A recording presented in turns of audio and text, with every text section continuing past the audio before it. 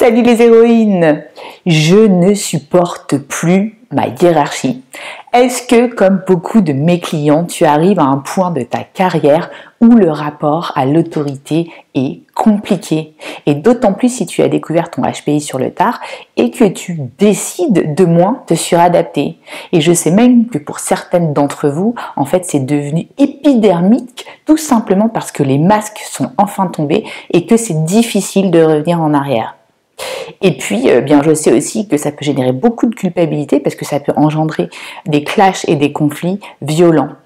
Alors, pourquoi ce rapport vraiment spécial de la femme surdouée avec l'autorité et est-ce que c'est possible d'être heureuse et managée ?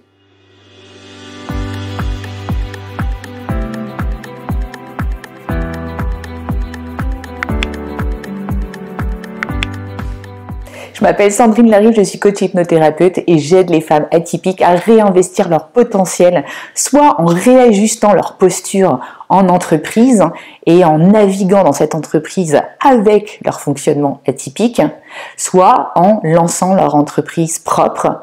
Et pour ça, je te propose différents programmes, soit un programme mission de vie si tu ne sais pas où tu en es et que tu veux changer d'orientation, soit un programme entrepreneur atypique à succès où là, je vais t'aider à lancer ton idée ou à passer à un niveau supérieur. Si tu es intéressé par tout ça, il y a des pages spécifiquement dédiées aux détails de ces deux programmes. N'hésite pas à aller cliquer sous les liens en dessous de la vidéo.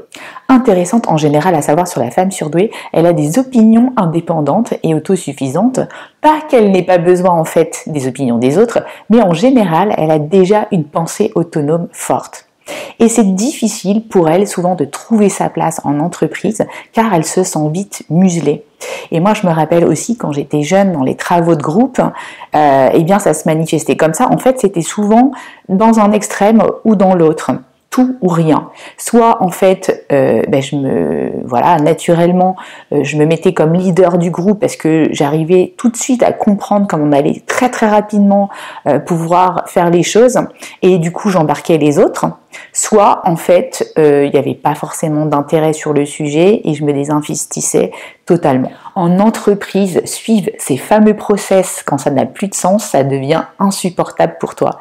À l'image aussi de cette infirmière que j'ai reçue l'autre fois qui me dit que l'hôpital s'est transformé en un centre de profit où elle fait des choses qui n'ont plus vraiment de sens d'un point de vue humain pour le patient, mais qui font du sens pour le compte de résultat. Et ça, elle ne supporte pas et c'est pour ça qu'aujourd'hui, elle veut changer de voie. En général, tu n'aimes pas trop qu'on te dise ce que tu as à faire sans donner d'explication ou un vrai contexte. Tu demandes souvent dans quoi ça s'insère en fait, pourquoi on fait ça.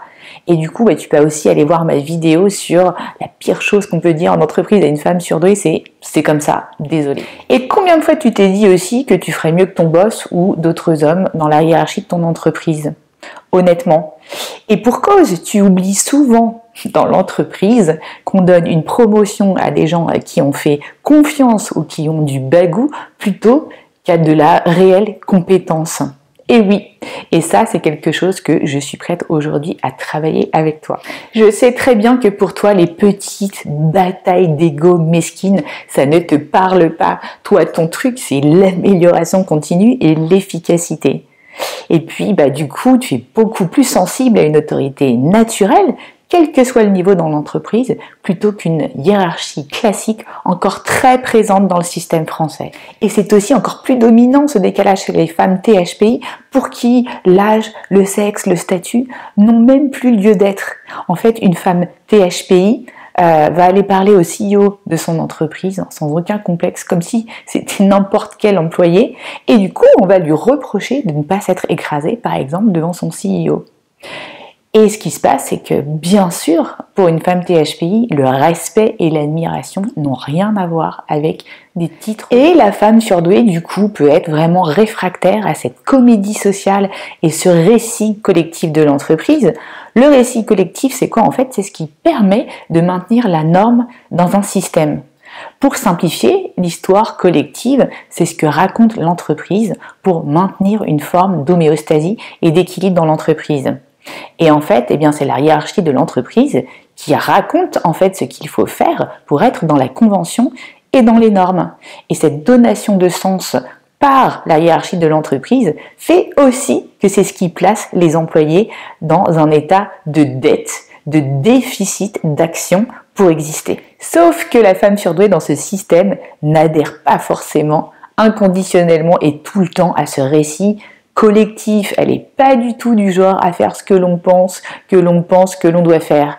Elle n'est pas du tout du genre à se soumettre uniquement à des convenances de façade si ça n'a pas de sens pour elle. Et du coup, ça crée des soucis parce que la plupart des gens qu'on peut appeler neurotypiques ne se posent même pas la question déjà de base de questionner le système ou la boîte noire de l'entreprise. Alors je te parlais de dette d'action pour exister dans l'entreprise, mais j'ai fait aussi un travail avant de partir de mon entreprise sur la dette émotionnelle que j'avais par rapport à elle et qui l'a touchée plutôt à mes valeurs de loyauté.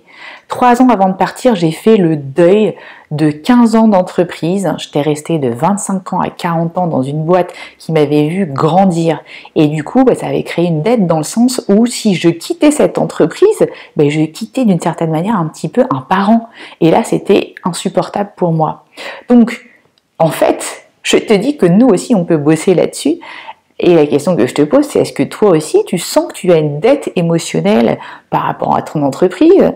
Tu te sens indispensable encore? Ou tu te dis que tu vas d'une certaine manière abandonner? Et si tu ne trouves pas les dettes émotionnelles que tu as encore, eh bien, je te propose de prendre un rendez-vous, on va bosser là-dessus et peut-être qu'on va bosser là-dessus de manière inconsciente. Là, je vais être un petit peu cash, mais ce que je retrouve aussi généralement chez les femmes HPI, c'est en fait ce côté un petit peu naïf où tu crois que tu as été recrutée pour tes compétences de penseuse out of the box, que tu vas être clé grâce à ces compétences pour améliorer les process de l'entreprise. Et en fait, au final, tu te retrouves noyé dans des injonctions paradoxales en rafale. Parce que oui, ils t'embauchent à la base pour être une femme créative, disruptive, qui a de l'ambition. Et puis, tu te rends compte que très vite après, on te remet à la place où on veut que tu restes. Et là, on te dit très rapidement que tu es trop pushy, trop divergente et que du coup, ça passe pas avec les autres collaborateurs. Et je te jure, parfois, pour certaines d'entre vous, il y a de quoi devenir folle, alors qu'en plus, vous savez pertinemment que ce genre de choses passe pour certains hommes. C'est pour cela aussi que beaucoup de femmes s'adaptent rapidement au mode gentil et consensuel pour passer en dessous du radar et qu'on ne les embête pas. Mais le problème, c'est qu'en échappant à ces conflits externes, en fait, tu scelles des conflits intrapsychiques, corps-mental, et tu risques de tomber malade et d'imploser. Et si tu regardes bien, en couple, c'est la même chose. S'il y a un rapport hiérarchique ou de domination qui s'installe, souvent c'est mort. Ça ne va pas fonctionner pour une femme atypique. Par contre, une femme me demandait l'autre fois, est-ce que c'est normal que j'ai besoin d'un mentor?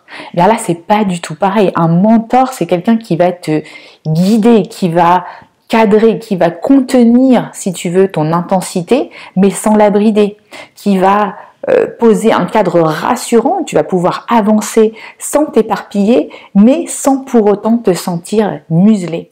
Et aujourd'hui, je peux être ce mentor pour toi.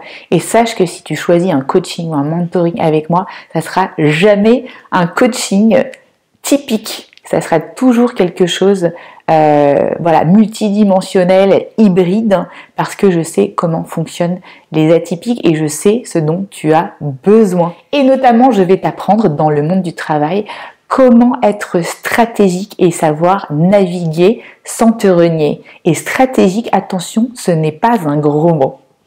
Si tu veux en savoir plus sur tes fonctionnements atypiques, je te propose de réaliser avec moi le bilan Douance, qui est un bilan qualitatif sur tes fonctionnements atypiques, affectifs et émotionnels. Donc ce n'est pas un test de QI, c'est un bilan qualitatif.